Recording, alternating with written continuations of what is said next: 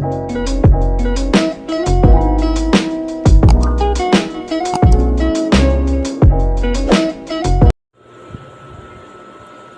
hantahin namin ngayon. Cargo pants. Yan ang sampol. Tapos yan ang tahi kukulan. Naglalagay pa lang ako ng bulsa.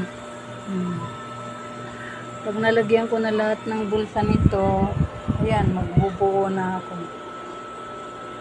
Ayan, ang single machine. Tapos, ito naman yung aging. Yung pagtahe, pagbuo. Tapos, yan naman yung piping ko.